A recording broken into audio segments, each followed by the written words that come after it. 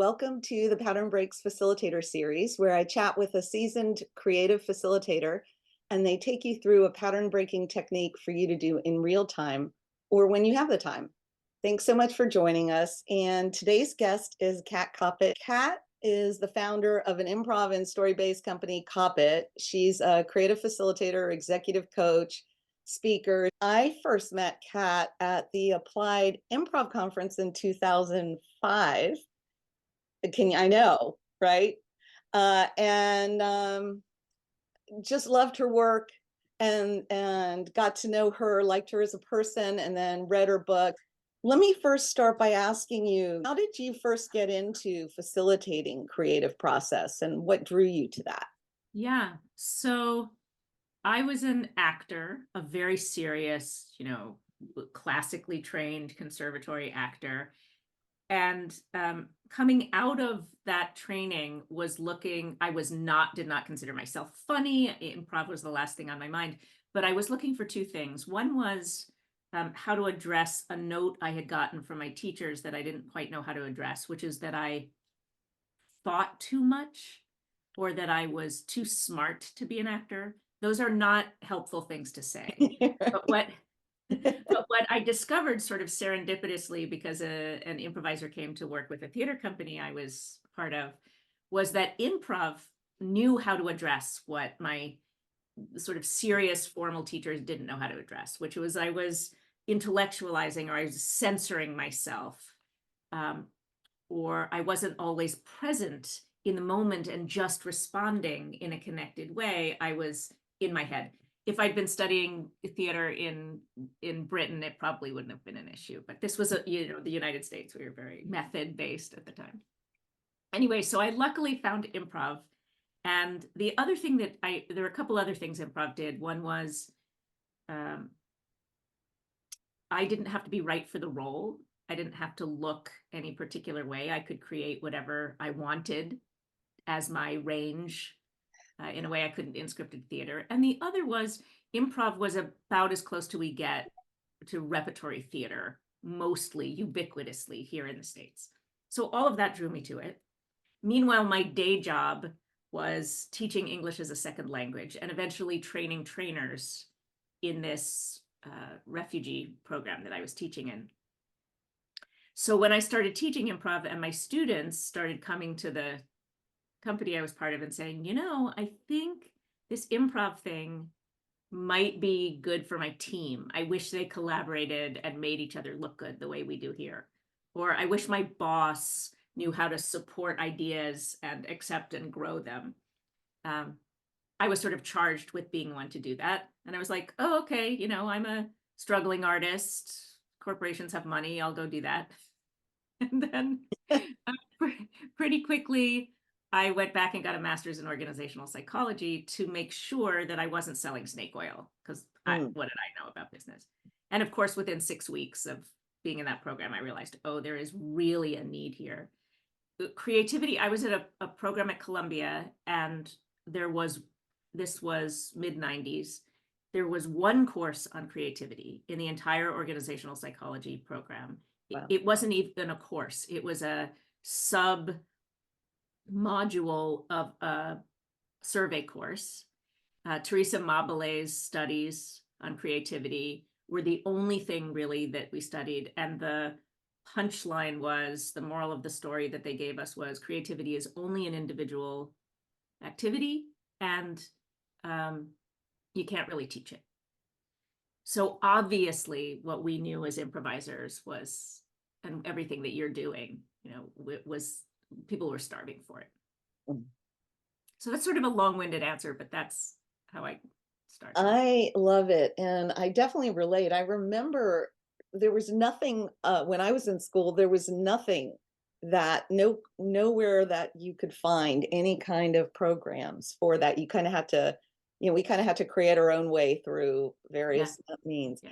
Thank you so much for sharing that. This is the first time I've ever heard that whole story. So it's fun to hear it. And of your time facilitating creative process, what were some of the most important lessons you've learned or discoveries you made that might be helpful to someone listening today? Yeah. think it was, I think one of the lessons is the one that I needed to learn as an actor, which was really the process of creativity often is getting out of your way or doing less rather than trying to create.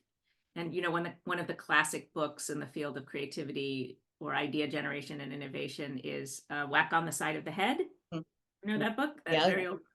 Um, and what I remember from that book was his image of, we think of our brain as a machine where we think that creativity is just like sort of out of whole cloth. We come up with some inspiration out of nothing, and that's what makes us creative. And actually, it's much more like a machine where you put something in to the machine and it does something with it, and then something else comes out the other side. And sort of those two ideas of just being present and receiving and then trusting that I'll be able to use it, um, and doing less, that we're all creative all the time and we just need to get out of our own way and judge ourselves less, censor ourselves. Yeah, that's a lot of the process. And I find that that's true for all of my clients, everybody I work with. I couldn't agree more. I think that's such a great lesson to share, and I hope everyone takes that in. That we're all already creative, and it's just learning how to get out of our way. We've been socialized, educated, traumatized out of our creativity, and learning how to get. So thank you for sharing that so eloquently. All right. Well, I'm going to pop on off here and let you take us through an activity, and then I'll come back at the end. All right, let's go for it. So when you asked me to do this, the very first tool that I thought of was a tool created by a brilliant improviser and playwright named Ken Adams, Ken with two N's, called the Story Spine. And the Story Spine is a very small set of prompts that was created by Ken right around the time we're talking about, early mid-90s, for some work that we were doing with Freestyle Repertory Theater in New York, to help improvisers create full-length plays collaboratively with none of the safety nets you usually have in improv. So no cuts or playing multiple characters or switching time and space. A well-made play, one character, one set, sort of in real time, which is hard because everything you do needs to exist. You can't bail. So he created it for that, and also to teach middle school children how to write. And it existed and it got socialized around through improv festivals and things. And a couple of improvisers taught it to animators at Pixar, and it became popularized for a lot of people through Pixar and their list of storytelling tips. Sometimes you hear it referred to as the Pixar Story Spine, but it was created by Ken.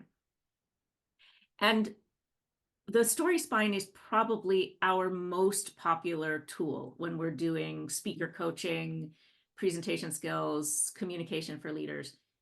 I think that it is even richer and more nuanced and more brilliant than people think. So I thought I would walk you through the Story Spine, what it is, and then a variety of ways that it can be used individually and collectively.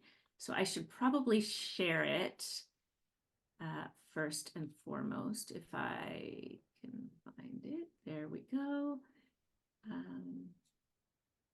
me make it bigger for you. All right. So this is the Story Spine.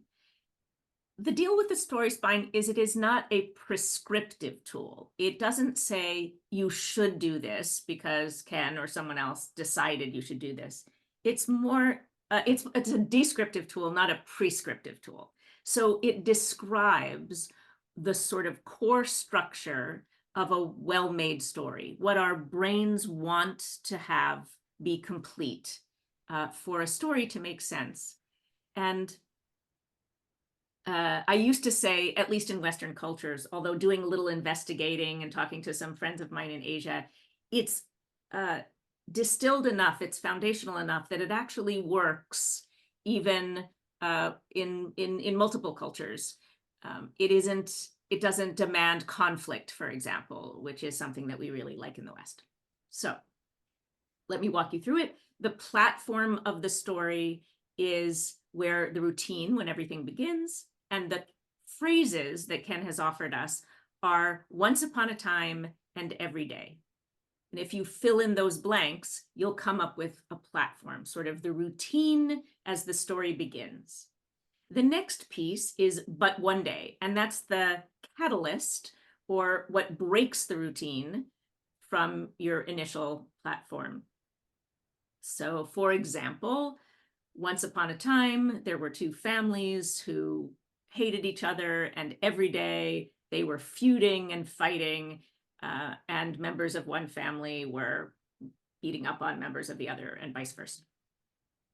The catalyst is, but one day, the son of one of the families crashed the birthday party of the daughter of the other family and saw her across a crowded room, and instantly they fell in love, right?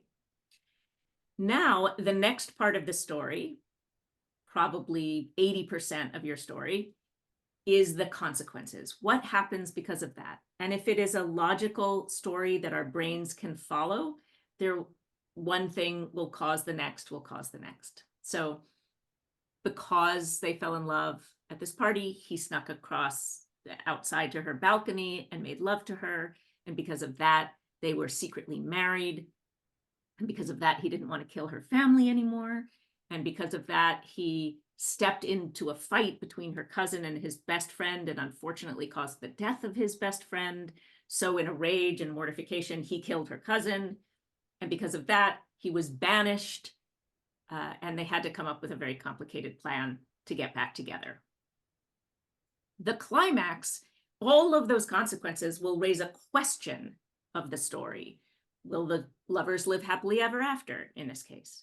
The climax is the peak moment that sort of answers that story. And we could go into a lot of detail about what is actually the climax of Romeo and Juliet, but for, ease sake, because of that, she pretended to be dead, and he killed himself thinking she was dead. She woke up, killed herself. So until finally they killed themselves thinking the other one was dead. And that brings us to a new stasis, a new routine, which is the resolution ever since then. So ever since then, the families have mourned the death of their beloved children. And if you want to add a moral, if you're doing this as a trainer or a speaker, you can add the moral of the story is explicitly, in this case, I don't know, feuds are stupid, probably is the moral of the story, or don't get married at 14, I don't know. So that's the story spine. You can recognize it in most stories and movies that we have. If it doesn't fit this, if you can't create a story spine based on a story that you know or a story you're trying to tell, there are two possibilities. One is the creator of the story has left it ambiguous on purpose. We can, for example, as trainers, as facilitators of creative activities, offer the first part of a story and say, now you fill in the blank. Our brains creating meaning will want to fill in the blanks. So I could say, once upon a time, there was a team that wasn't getting along, and every day they were feuding and fighting with each other. But one day they came together for an offsite and decided to address their challenges. What do you think happened next? Or what would you like to see happen next? And have the team tell me, in essence, a vision for what they want to get out of the workshop.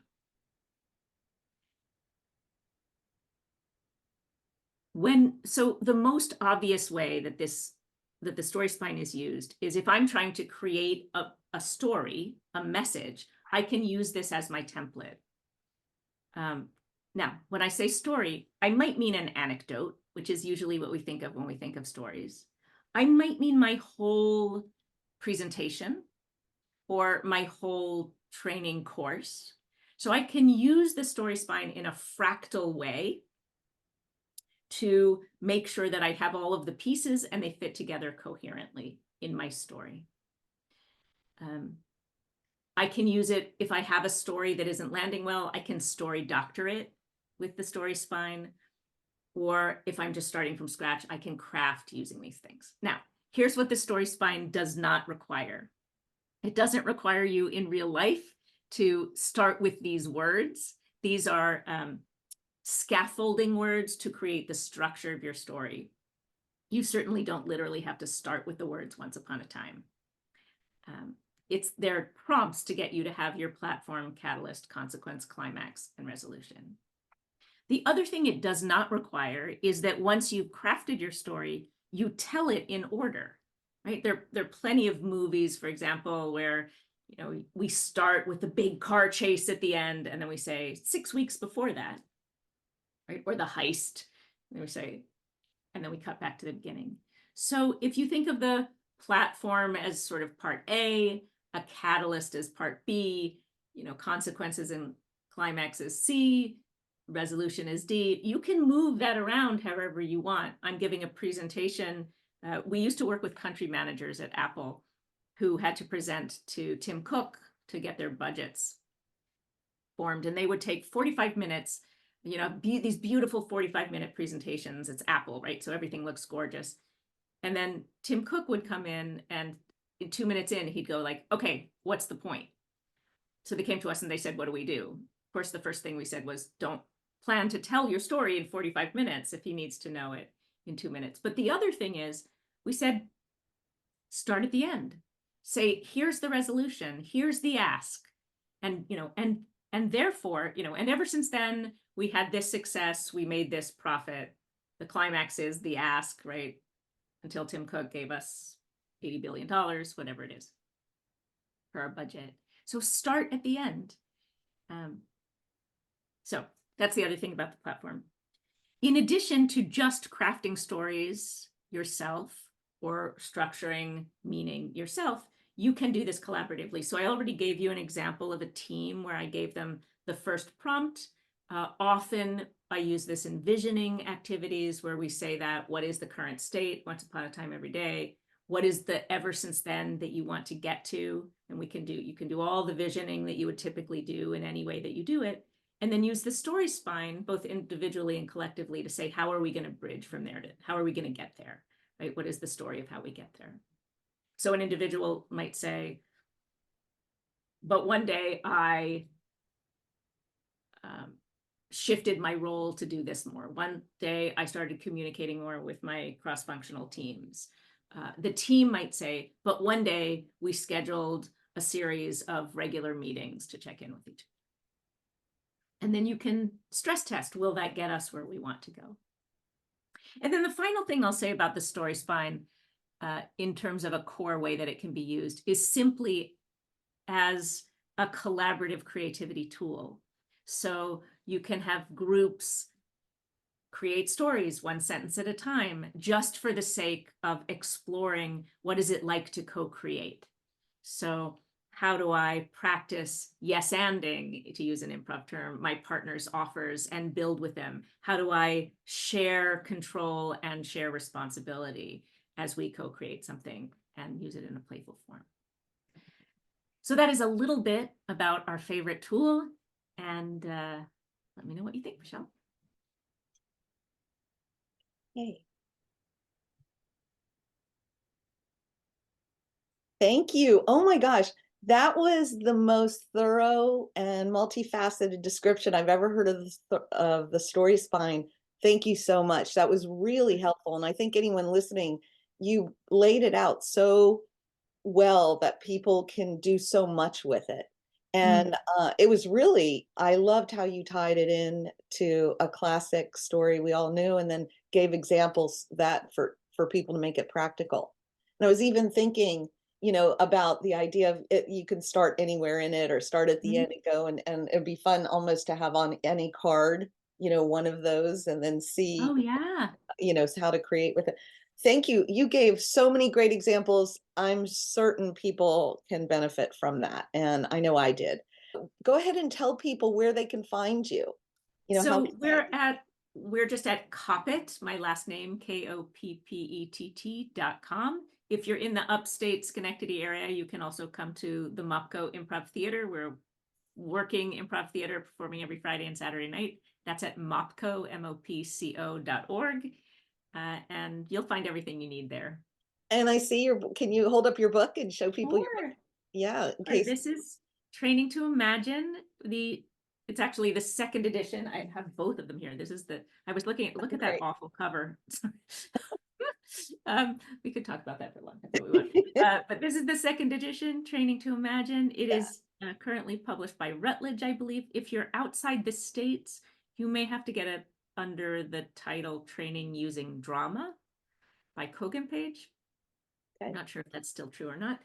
And new book on facilitation coming soon, but Oh, that's I'll have good. to wait. Okay.